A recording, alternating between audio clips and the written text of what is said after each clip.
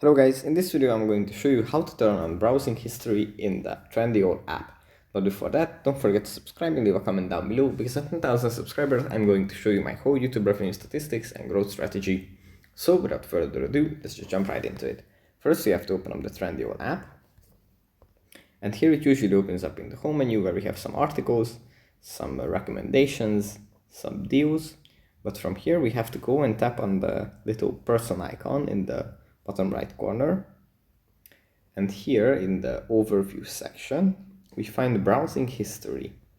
If we tap on this, then at the top we find this little toggle switch where we can select to either turn off or turn on the browsing history.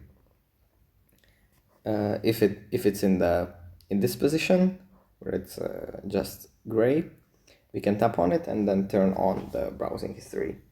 So that's pretty much it for this video. Hope it was helpful guys, and I'll see you in the next one. Bye.